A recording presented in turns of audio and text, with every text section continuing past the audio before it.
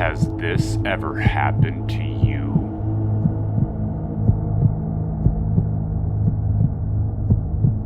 Hey guys, Coach Tyler here with Sanctify Fitness, bringing episode 4 of Technical Tuesday.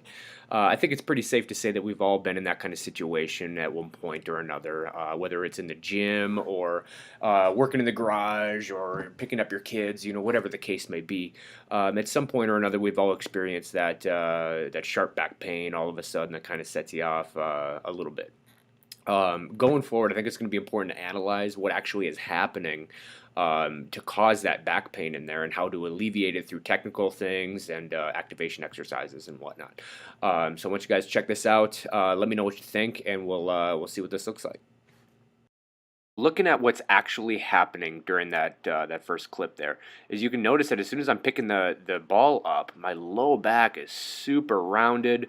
There's no stabilization there whatsoever. So we're going to want to really make sure that everything's in nice and tight and the back is nice and stable during this. I'm going to show you how to do that real quick.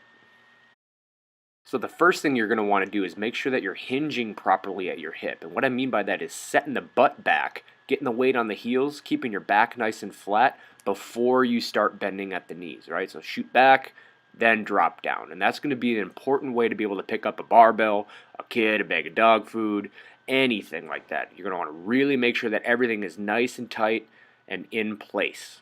And along with that, you want to really make sure that you're not bending too much at the knee, as you can see here. Getting too much knee bend keeps that weight off the heels, and it actually engages the back in another way that's it's just as bad as what we were talking about before. So really make sure that you're hinging at the hip and making sure everything's in tight. Now, I know this is kind of a brief outlook of how this lift actually goes. It's much more complicated than what it seems. There's a lot of moving parts that go along with it. So your best bet is to contact us, get set up with a movement screen to see if there's any actual underlying issues in there that are attributing to any kind of pain or anything like that. And we can also look at preventative things, right? So going forward, I'm going to include in the description below a couple of videos that'll allow you to activate those different muscular areas, the glutes, hamstrings, low back, that kind of stuff to make sure that you're good to go going forward on your own. All right. And then when you're ready, let us know and we'll get you in for a fitness assessment. All right. Thanks again. Tune in next week for Technical Tuesday.